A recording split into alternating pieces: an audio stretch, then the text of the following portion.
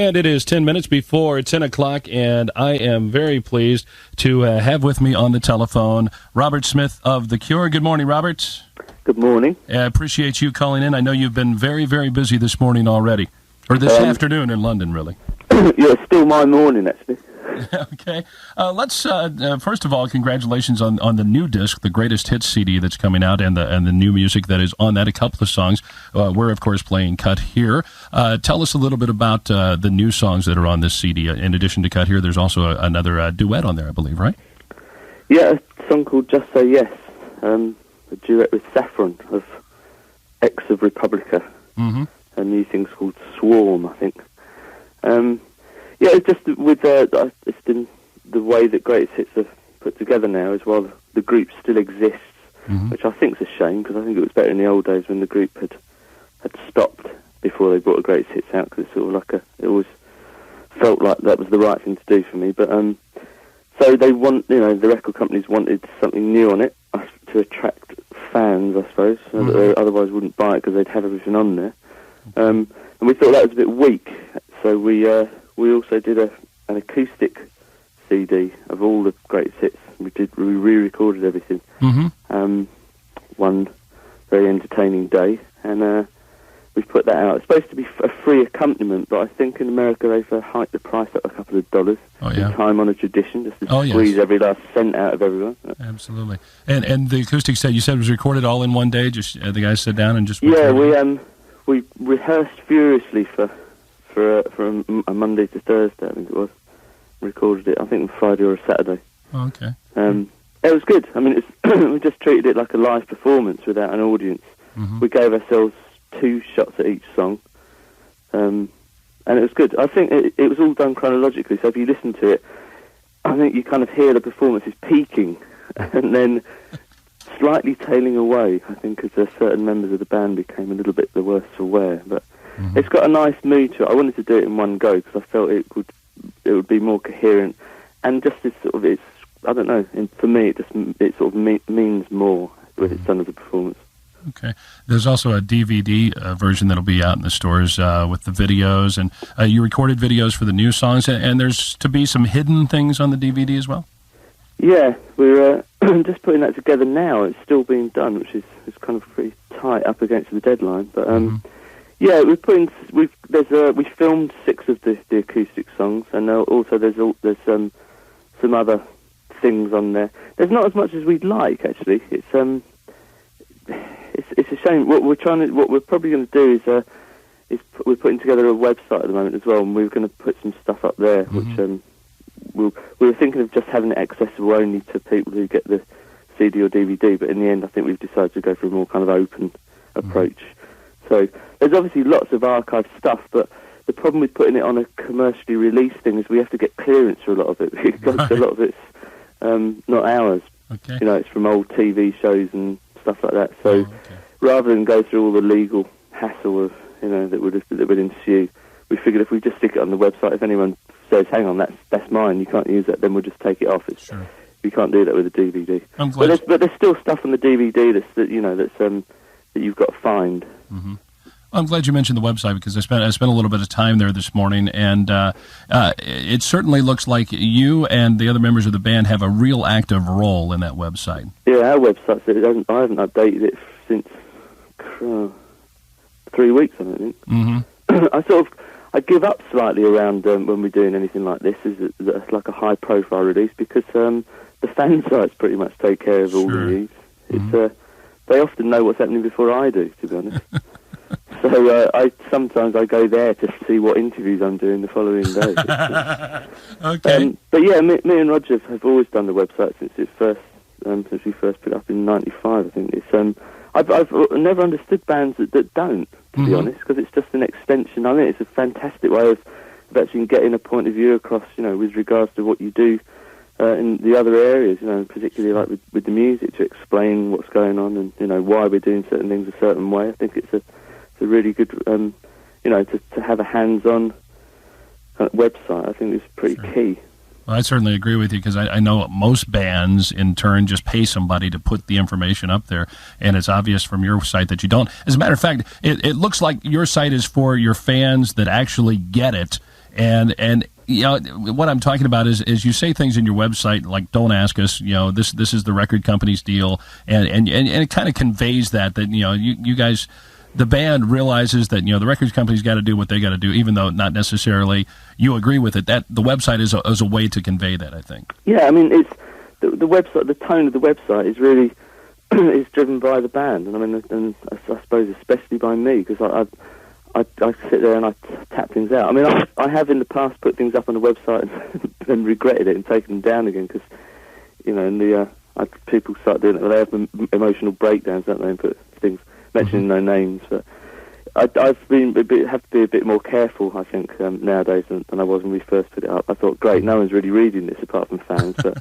I quickly discovered that people were reading it, and so I kind of bite my lip a little bit more. But yeah, the tone of it, you know, there's kind of a sense of frustration sometimes at how difficult it is to, you know, fans think, well, if they want it done this way, then they should do it this way, and it's trying to convey that idea that, you know, sometimes it's a real struggle even to get, you know, things done halfway decent, you know, because unfortunately the music business is, each year that goes by, I despair ever more at how much more the business, you know, has taken over from the music aspect. Sure. Is the internet the largest change in the 25 years that The Cure's been around? Is that the biggest change in the music industry? I think that and the dance explosion, the kind of the, I mean, they're all tied together really, but I think the home computing explosion and the way that's kind of hardware and software, the way it's recorded, sort of the price came down to such a point where people could afford to make music at home that much more easily, coupled with the dance explosion. I think that was the first big change, probably like 10 years ago or so. But the internet, I think, yeah, is by far and away the biggest thing that's happened. Musically, over the 25-year career of the Cure, Robert, music has changed so much. You guys started out playing kind of edgy pop music, and really then went to this layered goth sound, and moved away from that before goth was actually in. And you've developed a reputation of kind of the goth founder or legend. Does that reputation kind of set okay with you? It used to bother me. It doesn't really anymore. I suppose when I was the grandfather of goth or whatever it was, or the godfather of goth, when I was still in my 20s, I used to think, how dare they? But I suppose now I'm in my 40s, I could think of worse titles. It's not really true, though. I think the thing with the Cure is quite funny. I fielded a couple of questions already this week of about on this subject, and I find it still quite difficult to not to smile when we're releasing the greatest hits album, which contains kind of like at least 15 really upbeat kind of songs that have been played on the radio, and it's I often think that it's the media, and this is not getting at you, but like the media has over the years tried to make the Cure into something that it isn't. I mean, the Cure's kind of got like more than one kind of facet. I mean, my heart lies with the more emotional side of what we do. I think it gives me more satisfaction. But the pop side that we is as important in a way. Yeah, how would you?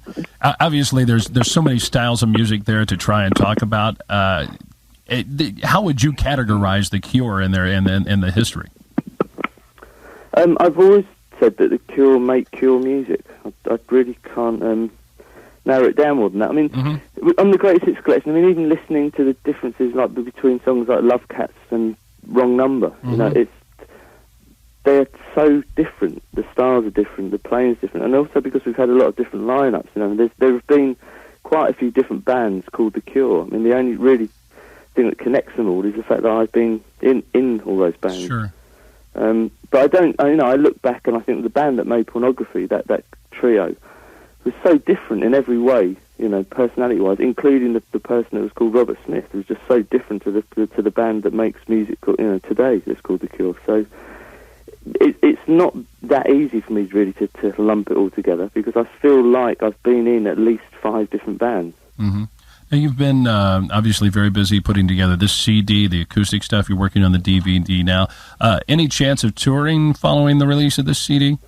We decided when we were discussing all this project in early summer, when we agreed to it, we decided as a group that we wouldn't do any live promotion for it. I think we've gone back on that, because I think we are actually doing one thing next week, but it's for a really old friend of ours who used to be what do they call them, VJs, don't they? Oh, okay. And he's got a TV show, and I think he, as a favour, we're kind of going on and doing something. But we decided that it would take away the enthusiasm that we felt for doing the whole project if we thought that we were then going to go off and do like promotional stuff around the world, because we can't just go one place and do things. Sure.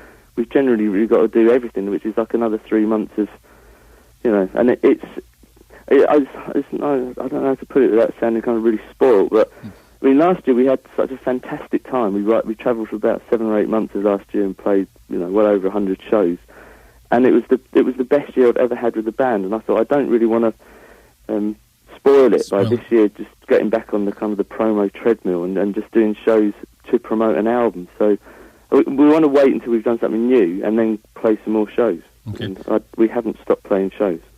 We're chatting with Robert Smith of The Cure here at 97X WOXY, Oxford, Cincinnati, Dayton, the future of rock and roll. A couple of questions from our listeners, and one of them was emailed in. And you've been at it for 25 years. You've influenced a lot of different acts, a lot of different solo artists, a lot of different bands. What are some of the acts that have kind of influenced you or caught your ear over the years? That's a tough one. They don't spring readily to mind, because I have to be careful, because otherwise they'll sue me for stealing things. I don't know. I suppose the band that I've heard, the most recent example of a band that's had an impact on me that I've been able to pinpoint, I suppose, would be Mogwai. When I heard their first couple of albums a couple of years back, it really made me think that I should be doing something more. It kind of made me feel young again. And it's really in that way bands affect me. I mean, when I hear bands, and sometimes I don't even really like what they're doing musically, but I just think the spirit they've got, or the way that they're doing something, or like just something about it makes me feel, yeah, that's really good. They're doing something different, and they're really into what they're doing, and it kind of gives me added enthusiasm for when I sometimes feel a bit run down by the business side of what we do. I kind of remember how I used to feel, waking up in the morning thinking, I want to be doing this. And it's when that comes surging back, it's a really great feeling, and that's usually when we get up and we go and play to people. It's not really that often that I hear something musically which I think, yeah, I could try that. What? I mean, I do. I'm just sitting at home and I kind of mess about with things, and sometimes I try and figure out how someone's doing something, whether it be Fatboy Slim or something. I think how they doing that, how they getting that sound, technically how are they achieving it, and I kind of potter about. But generally speaking, I think people who are doing a certain type of music have usually reached that point through a period of, they're usually an extended period of trial and error, and are pretty good at what they do because of that. And I think for me to suddenly, it's like people who think they can paint because they've got a paintbrush in their hand. I think there's a lot more to it. What about over your career, Robert? What is a moment or two moments that you can go back to and say, these were really special. This is why I was doing what I was doing. What springs to my mind? I think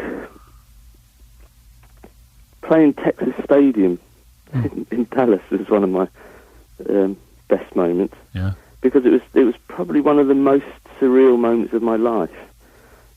Walking out on stage and thinking like we're actually playing in a football stadium in Texas, because I thought we'd always had this thing that we would never ever be popular in America when we first started, and we thought the last place on earth that anyone would ever like us would be Texas. So I think when we reached that point, which was on the 1989 tour, I suddenly thought like everything that I've ever thought to be true about this group is actually turned on its head. That for me, I suppose, was a kind of a key moment in the live history of the band. I think actually finishing the Bloodflowers album and listening to the playback of it a couple of years ago was also a really defining moment, because I thought that we had made the best album that we'd made for 10 years, and I was genuinely astounded at how well it had turned out. There's I actually remember sitting there and thinking, we've made a really, really good album, and it's just a great feeling. After all that time, just still have the feeling that we were able to do it. It was very exciting for me. Mm-hmm. What lies ahead for you? There's been talk about maybe a solo project, or will we see another Cure album?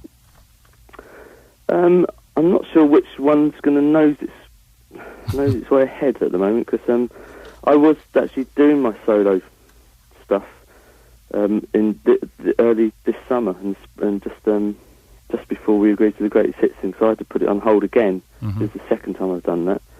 But when we were in the studio doing the 3 new songs and the acoustic CD, the band were sort of badgering me to to get something going with, on the Cure front. So we did a couple of other songs, like we demoed some ideas, and so I'm not really sure actually. It kind of depends on how I feel after Christmas. I've got studio time held in January, and I'm not sure what I'm going to use it for yet. Oh, okay. So there is still a strong possibility of another Cure CD, and I think my line I'm taking on this is that we're going to have at least another 10 years and another. This is in the Greatest Hits Part 2, hopefully.